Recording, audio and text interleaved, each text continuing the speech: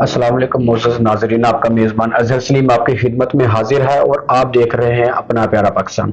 अपना प्यारा पाकिस्तान के मोअज़्ज़ज़ नाज़रीन, जैसा कि आप लोग जानते हैं कि पाकिस्तान के हालात कैसे हैं। मोस्टली जो लोग हैं, नौजवान हैं, वो मुल्क छोड़ के दूसरे मुल्क में, ज्यादातर यूरोप में सेटल होने की कोशिश कर रहे हैं।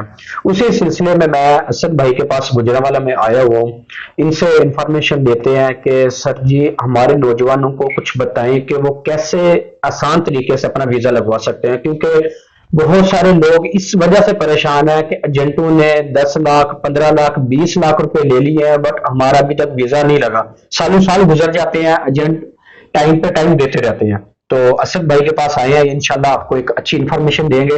तो इनसे पूछते हैं। अस्सलाम वालेकुम। वालेकुम सलाम असद भाई कैसे हैं? ठीक अल्लाह ठाक का है? शुक्रिया, खैरियत है? बिल्कुल ठीक ठाक अच्छा असद भाई, जैसा कि आपको पता है कि नौजवान जा रहे हैं मुल्क के हालात देख के, जी तो जी। कुछ हमें या हमारे नौजवानों को बताएं कि वो आसान तरीके से कैसे बाहर जा सकते हैं। देखिए, सबसे पहले मैं ये चीज कहना चाहूंगा कि पहले सबसे पहले मैं आपका शुक्रिया अदा जी करूंगा, जी। आपने टाइम निकाला कीमती।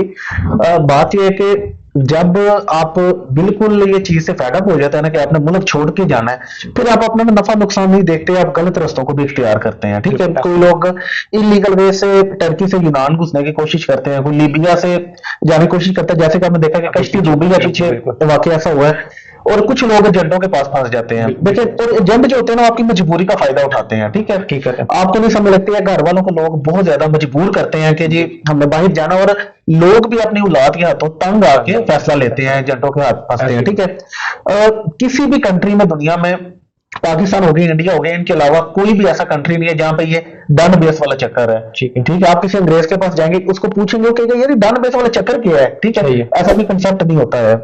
हर कंट्री की एम्बेसी मौजूद है।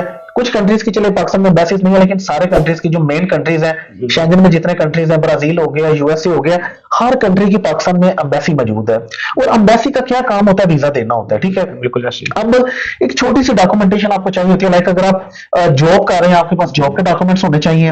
अगर आप बिजनेस कर रहे हैं, आपके पास बिजनेस के डॉक्यूमेंट्स होने चाहिए। और बिजनेस के जो डॉक्यूमेंट्स हैं, उनमें मैं आपको बता देता हूँ, कोई लंबी चौड़ी डॉक्यूमेंटेशन आपको नहीं चाहिए होती है। अगर ये चंद डॉक्यूमेंट्स आपके पास हैं, आप लीगल तरीके से सिर्फ अम्बेसी की जो सरकारी फीस होती है वो दे के आप वीजा ले सकते हैं। अगर बात की जाए बिजनेस वाले लोगों के लिए, तो आपके पास एनटीएन होना चाहिए, फाइलर होना चाहिए। ठीक है, फाइलर एक बेसिक रिक्वायरमेंट है, फाइलर आप हो जाएं। उसके अलावा आपको कुछ वैसे 3 मंथ की बैंक स्टेटमेंट मांगते हैं, कुछ 6 महीने की बैंक स्टेटमेंट मांगती हैं।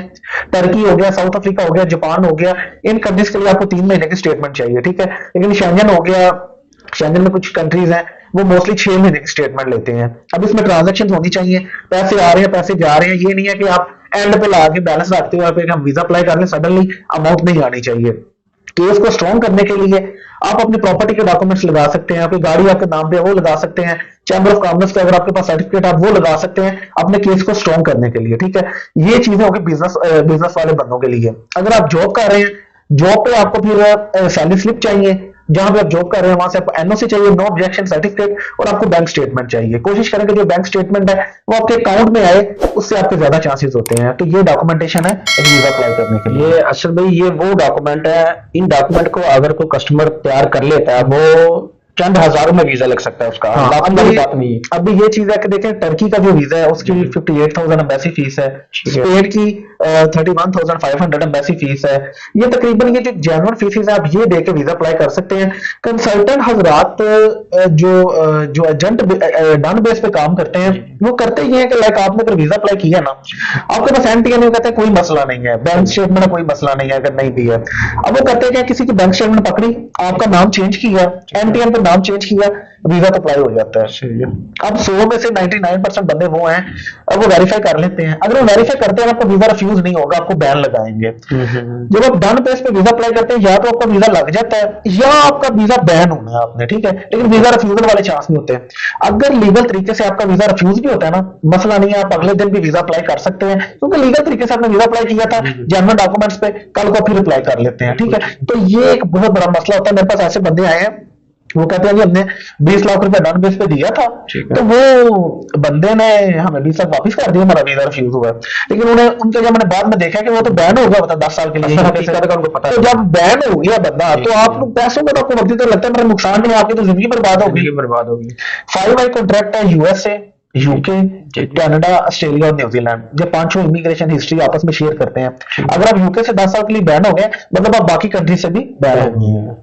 ठीक हो गया। अच्छा असद भाई, अभी मुझे ये बताएं कि आपकी, मैंने वहाँ को पेपर वगैरह देखे हैं, अब मुझे बताएं आपने अपने कितने वीजे और किस किस कंट्री में आपने खुद ट्रैवल किया है? देखिए मेरा ना फेसबुक पे भी पेज है असद ट्रैवल एडवाइजर के नाम से, मैं वहाँ पे अपने व्लॉग्स वगैरह भी अपलोड करता हूँ। मैं 22 साल का था जब से मैं ट्रैवल कर रहा हूँ। अच्छा मेरे 3 स्पेन के वीजास लग गए हैं, 3 इटली के लग गए हैं, 3 नेदरलैंड के लग गए, 9 शेंगन वीजास हो गए हैं, 3 यूके के हो गए। यूके का मेरा भी 10 साल का वैलिड वीजा भी आया है कुछ दिन पहले। उसके अलावा मेरा जापान का विजिट है, साउथ कोरिया का है, कुछ 17 दफा मैं टर्की जा चुका हूँ। ये मैंने भी जो डॉक्यूमेंट्स है